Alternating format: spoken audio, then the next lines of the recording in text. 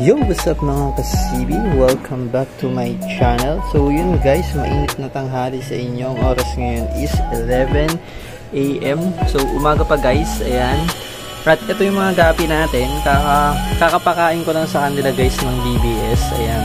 So medyo matamlay yun lang yun nila kasi mga busog na nga sila. Ayan. Pero pag nilalapit ko yung kamay ko guys, ayan. Active ulit sila. Ayan. Para na naman silang mga baliw na at gutom na naman ulit yung nilalapit ng kamay. And then, ito yung mga males guys ng ano natin. Ito yung mga male ng full gold natin. Yung iba maliliit pa yung size. Siguro, yan talaga yung mga napag-iiwanan. So, yung may ano dito, may ilan dito. Ayan o, malalaki na talaga. So, yung isa nga, ayun o, nag-gold na rin siya guys. Ayan, nag-gold na talaga yung body niya. So, ito yung male. At ito naman yung female. Tapos, itong female kasi kasama na niya yung first batch din ng fry dun sa other female ko dati na breeder na namatay guys. So, yan talaga yung pagbabanggain ko. Dun ako kukuha ng male sa maliit. So, kailangan matured yung female natin. So, yun yung stay ko lang dito. And then, may mga gagawin pala ako ngayon guys dito sa aking mga gapi at maglilipat din ako ng gapi. So, may i-ready rin akong tank. Tapos, ito naman guys, itong HB blue natin dito. Ayan, kung nakikita nyo yung HB blue natin, ayan. Ang lalaki na nila, diba? Parang every vlog ko, nakakita ko ng improvement dito sa HB blue na nandito sa food crate na to, na blue. Ayan, so nandyan sila sa blue kasi mas kita sila. Ayan, pag dito ko kasi nilagay, hindi sila makita yung mga HB blue. So ito, ayan, mas kita sila dito guys. Ayan, mas ano na sila, mas isda na sila tignan at kitang-kita na sila sa vlog, lalo pag ganito guys yung araw, yung panahon. And then yun nga guys, bago ko ituloy yung video na to, sa mga nagpapa-shoutout, comment lang kayo guys sa vlog ko at isa-shoutout ko kayo yan sa mga next vlog. Tapos ito nga pala guys, ayan, may nilagay ako ditong full gold na kal. At tatlo yan. At di ko na makita yung iba. Siguro pumapailalim sila dito sa loob ng tray ng plants natin. At yung isang, ayun, kanina nakita ko nandoon. Dito tago sa sulok. So, ito na yung hydrilla natin. Di ko alam kung lumalaki ba or dumadami ba. Parang ganun pa din eh. Pero, pag medyo hindi busy at makalabas, makadaan sa mga pet shop, tingin-tingin ako ng plants na pwedeng itanim. Gusto ko yung nag-uugat talaga. So, ayun guys, para mapagparami talaga tayo ng plants. Hindi ko lang ma-focus tong pagpaparami ng plants kasi nga busy din. Tapos ito guys, yung nandito naman na ano natin, na mga fry ng ano natin guys, RDSS natin. Yan, ang dami guys. Ayan. At ang bibilis nila talaga lumaki guys. Pansin ko nga every vlog update ko dito sa channel ko, nakakita talaga ako ng paglaki ng size nila guys. Ayan. Diba? Nung kailan parang hindi pa sila ganyan tignan isda. Pero ngayon, ayan guys, so isda na sila. Ayan o. Saka ang bilis talaga lumaki. Ewan kung bakit. Saka one time na lang yan nag-BBS guys. Ayan. Baka mag-ano na lang ako guys sa decapsulated BBS. Gawa ng medyo hindi na ako nakakapag-hatch madalas na consistent. Di tulad dati na napafocus ko sila. Ayan.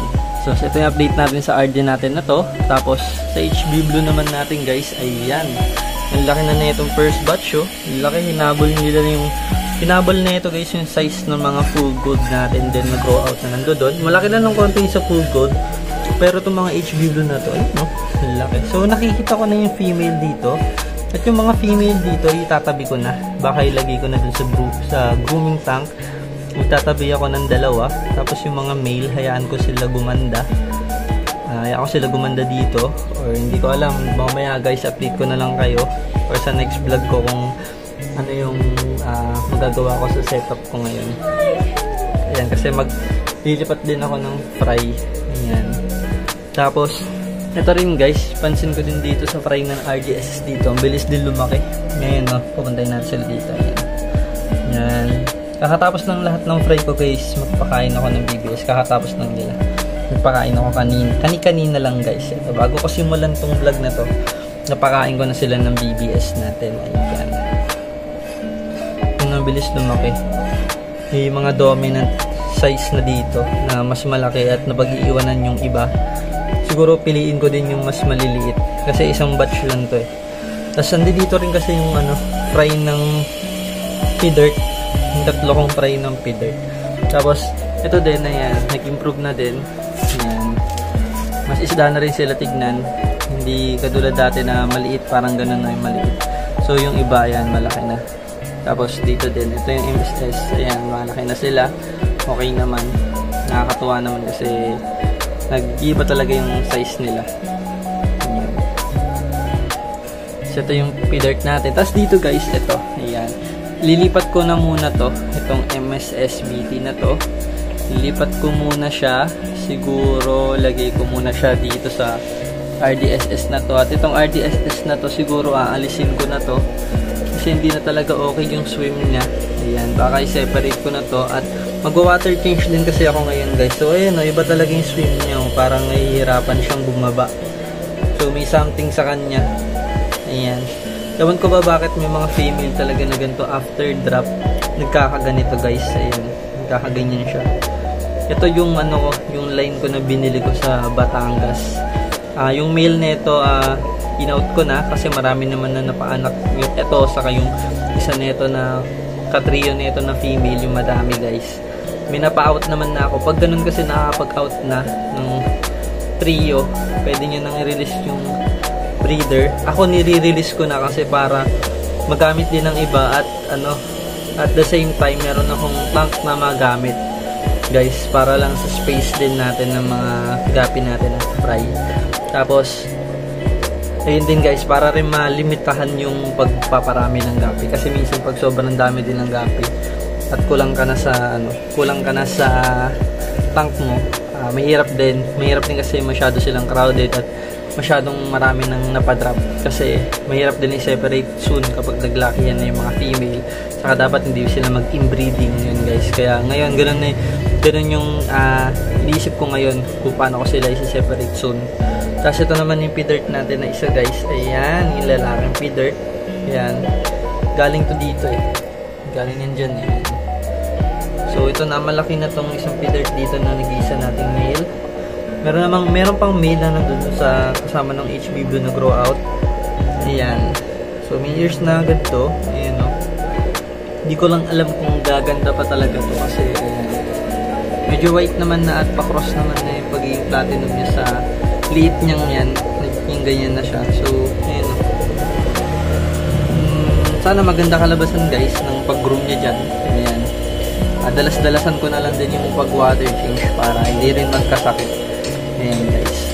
Tapos ito guys, good news. Ito kasi, hindi pa nakukuha ni Bossing Carl, yung buyer na kausap ko. Ayan, nagpapalamig muna siya sa kanyang utol kasi nagre-reklamo na at marami isda doon sa kanila. Pero ayan, ito yung female niya na kasama doon, kasama ni Batman sa pair na kukunin dapat niya. And then nag-drop, and guys, nag-drop siya. So, sabi ko na nga ba buntis to, ayan, nag-drop siya oh. Lalaki din ng anak ko. Ganda na ng tail niya, lapad. Nung kinuha ko to guys, hindi to ganito kalaki. Ang liit na ito, tapos hindi malapad yung tail. Ngayon, ayan no. Ito yung blue tail talaga na female natin. Ayan. So, ayan, nag-drop na ng fry. So, baka kunin ko rin yung fry na yan at ilipat ko yan. Sama ko muna doon sa fry ng MSS. At kasi gagawan ko muna sila ng mga space nila dito at kung paano ko sila isa-separate. Ayan guys. Tapos ito yung kapatid ng P-Dirt natin na isa yung female. So tatabi ko tong female na to. Sana lumaki to dito na healthy. Kasi babangga natin yan dito sa may tatlong fry na dito. Yung galing sa line ko. Ayan, may tatlong fry dito eh, na P-Dirt. Malalaki na rin. So yun yung babangga natin dito soon. Para magkameron na rin tayo ng breeder P-Dirt. Pero syempre titingnan na natin yung pinaka-the best male natin para sa P-Dirt na to. At sana wag magkasakit guys no. Sana wag magkasakit. Sana wag to magkameron ng aberya. Ayan, bilis din niya lumaki oh. Kailan lang yan, bilis lumaki. Tapos ito naman si sana si Batman. Nasaan ka na Batman? Ayun si Batman. Yan si Batman. Ayan. may aampo na dyan kay Batman, may kukuha na. So, naghihintay lang ako ng go signal niya. Kasi yung RDSS natin, yung pastel natin, pati yung isa pang set ng trio gold na breeder, nakuha na ni Sir Brian. So, shoutout kay Sir Brian, talagang grabe kumuha ng gapi yun, guys. Solid yun. Tapos, ito naman yung mga RDSS. Yung RDSS din dito, 3. Naka-reserve na rin kay Sir Mark. Ayan, kay Sir Mark Cortel. Ayan. Kunin niya ng Thursday. Papalalamove natin. So, ayan. Gutom na gutom. Ito, hindi ko pa napapakain ko. Kasi ito yung anak nun. Yun nga, yung RDSS natin na female. Ayan. Malaki na din sila, guys. Isda na sila. Ang tatakaw niya, no? Lalaki na dyan, no? Inubos yung BBS, guys. Kasi ito na mga natin, bluegrass natin. Hindi ko pa nakikitaan na bumondat yung chan. Pero may na sila, dark na sila sa mga gravity spot nila, guys. Dun sa bandang bandang puwetan nila. Ayan, may dark na. At itong malaking to, bully.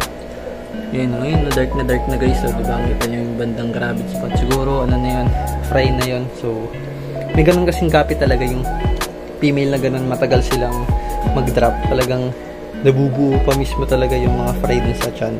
Pero pag nag-drop yun, gumaganon female, guys, yung matagal mag-drop. Ang lalaki ng anak. Talagang solid. Ang lalaki. Kala mo,